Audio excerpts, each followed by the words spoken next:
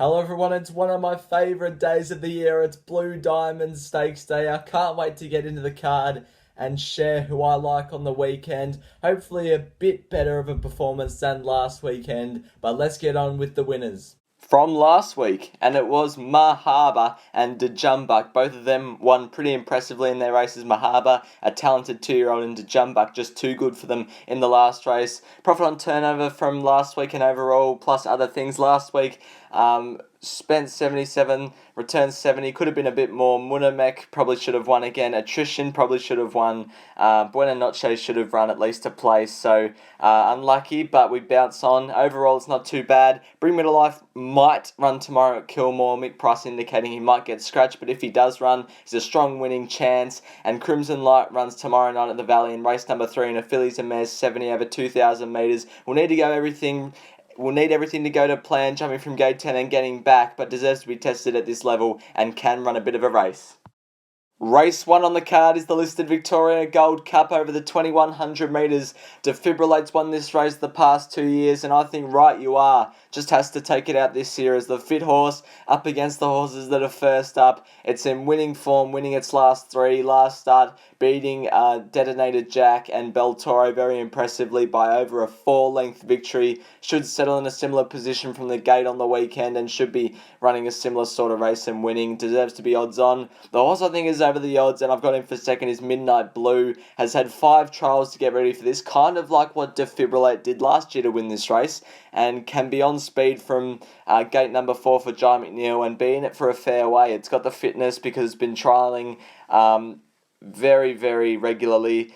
I've got the roughies Midnight Blue because I didn't really like anything else, but I'm with Right You Are in the Victoria Gold Cup the first. Race 2 is the Group 2 Angus ARMANASCO for the 3-year-old fillies over the 1400 metres, and I'm with Shuffle Dancer. Just couldn't find anything else to put on top apart from Shuffle Dancer. I do think it'll get a fair way back, but it's proven in its last 2 starts when it's won impressively at the Valley and just missed behind Rota Arataki that it's got the ability to win from a position that's a bit further back than its main rivals, and I think even though on the lakeside track it can pick them up. So I'm with Shuffle Dancer. Cool Die coming down from Sydney, always got to be wary of that. D. Oliver on will get a nice run from the gate, so I reckon it has to go in there. Adamant is the roughie. I didn't think it was much of a winning chance, but I just thought it was over the odds at $27 based off its last start performance. Should be a tad shorter, and for the $10 strategy, going 10 the win on Shuffle Dancer. Hopefully it's not too far away, and hopefully it can be soaring over the top of them in the Angus ARMANASCO. Race 3 is the Group 3 Mannerism Stakes for the mares over the 1400 metres. Last year won by Flying Mascot. And this year, I've got Toragene on top. Its last preparation, it went through the grades pretty nicely. It won the MCCC final on Oaks Day there. That's a decent little race. And then went to the Summon Stakes and was narrowly defeated by My Whisper.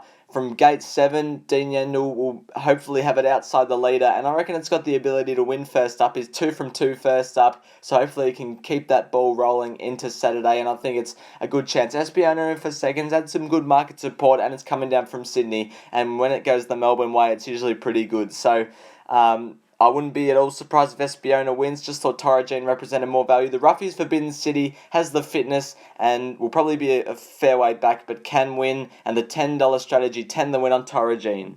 Race number 4 is the Group 3 ZEDITAVE Stakes for the 3-year-olds over the 1200, and I'm with Spacewalk. I love this horse. I've never ever tipped it on top before because I don't really do Sydney form that much, but I've been dying for this horse to come down to Melbourne, and it finally has. J Car rides, has won its past 2 races very impressively, comes down here in a rich vein of form. From gate 2 can settle hopefully on speed, close enough to speed at least, and I think it's the best horse in the race, deserves to be favourite and should be winning the ZEDITAVE Stakes. Apart from that, in for second I got Rich Fortune, ran down Queen of the Ball last start. Up in distance, I think only suits this horse. Craig Williams sticks. It'll be running on again late and can topple over them again. The Roughies Wee Nessie, didn't really like too many Roughies in this race, just threw it in because it was an okay run last start. And 10 the win on Spacewalk for the $10 strategy. Hopefully it can take out the ZEDITAVE Stakes. Race 5 is the Group 2 Autumn Classic over the 1800 metres, and I'm with the fit horse Hennessy Lad and Acosta. and another one we'll get to later. Hennessy Lad narrowly beat Acosta last start. Acosta had some excuses. They probably went a bit too fast for it and it died on its run late. But Hennessy Lad did a good job to mow it down. And I think over the 1800 again, from gate 9, Hennessy Lad can be around midfield. It's worth another crack. And I've got Hennessy Lad on top again. Of Acosta, who will have the race fitness. Just don't know how much that last run took out of it. It was a pretty tough run, but they gapped the third horse. I think that's the best form heading into this race, and I got Acosta in for second, can win. Osbred Rising Sun, if it does come down to Melbourne, it's a good chance. Craig Williams won a Class 1 at Newcastle very impressively last start, and deserves to be tested at this level. So I think it's a pretty good chance. I got it in for third. Suazero, or however you say that, for Besutton and Young, gate 12 in form, on speed, won its past 3, over the odds at $20, and for the $10 strategy, we're going 7 the win Hennessy Lad and 3 the win Acosta. Hopefully those two horses, or one of those two horses, can take the chocolates in the Autumn Classic. Race 6 is the Group 2 Peter Young Stakes over the 1800 metres, the first leg of the quaddie, and I'm with a bit of value in Surefire. Second up off a, not too bad of a run in the Apollo. It was a bit one-paced, but I think getting up to the 1800 now, second up down to Melbourne, it's very well suited. And a tad over the odds, even though it's been backed in. It was $9 earlier, now it's into the $7.50.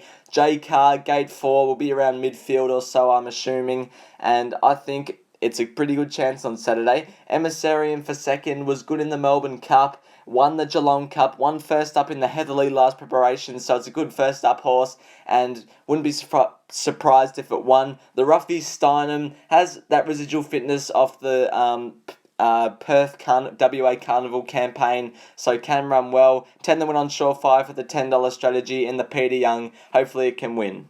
Race 7 is the Group 1 Blue Diamond Stakes for the 2-year-olds over the 1200 metres, and I've found a bit of value here, and I'm going with VC. Now, it has to prove its class, but I think can do so. We saw on debut that it absolutely flew down the outside at Flemington to win. That probably wasn't a great field, but it still did it very impressively and put itself into the third favourite for the Blue Diamond. Since then, went to the Chairman Stakes behind Zulfikar, was a bit underdone for that run, and it was on a soft 6, so I don't think it let down all that well. It didn't look to anyway. Zulfikar sort of kicked back on it, and I just think getting back onto a firmer surface, gate 14, everyone's saying, that's its race done, but I don't mind it. It'll be out of harm's way. It just needs to find cover, and it's probably going to get the best run of the race. And if it can produce the same turn of foot it did on debut at Flemington, it's right in this, and I think $20 is over the odds. So I'm with that horse VC on top of Steel City, who gets the blinkers for the first time, was narrowly defeated behind Learning to Fly last start, and we all know what that horse went on to do. Won the English Millennium, so Steel City can win for Blake Shin, gate 5. The Ruffies to Sonic Boom. Now, it was pretty plain in the prelude for the fillies, but in the preview it absolutely soared over the top of them, and with the blinkers going on, it might just sharpen this horse up and it can soar into a placing. And for the strategy, 5 each way on VC, hopefully it can run a bit of a race in the Blue Diamond. Race 8 is the Group 1 Futurity Stakes over the 1400 metres, and I'm with the Alligator. Alligator Blood on top. Last preparation when it was first up, it was in the Memsey Stakes. Waterhouse Spot indicated before that race that it was a little bit underdone, so if they're willing to go into the All-Star Miles second up this preparation, I'm expecting they'll have it pretty forward for this Futurity Stakes and produce a good showing. From gate 4, Blake Shin will be in the lead, hopefully, and it just needs to hold on that last little bit. I'm Thunderstruck in for second.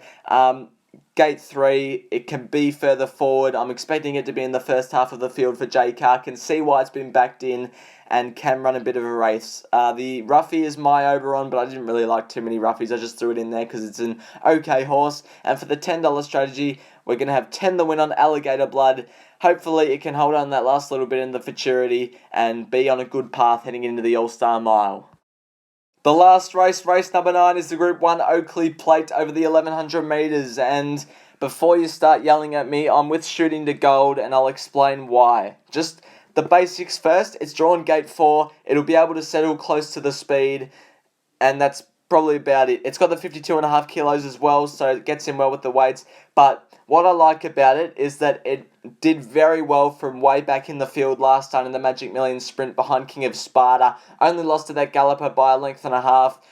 Gets a bit of weight relief off King of Sparta. King of Sparta's $10, Shooting for Gold's $41. Exhibit B. If your memories are good, you'll remember that last preparation, Shooting for Gold won the Heath on Memsey Stakes Day. It beat Star Patrol. They basically get similar weights to that day.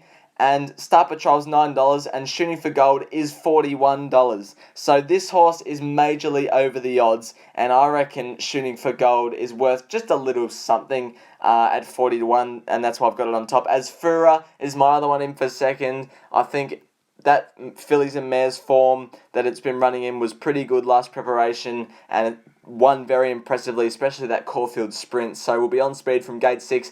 The track is a little bit firm, and it hasn't really been tested on a good 3 surface, but I've still got it as a pretty good chance. And the other chances I've just got because, I couldn't be bothered picking a roughie because there's so many chances, so I just decided to throw them in the little graphic there. And for the $10 strategy, 2 the win and 8 the place on Shooting for Gold. Just hope it can run into the placings, and I think it's a decent chance in the Oakleigh Plate, but that's going to do it. I'll see you next week for an Australian Guineas Day preview, but hopefully we can get a few winners on Saturday and it can be a profitable day.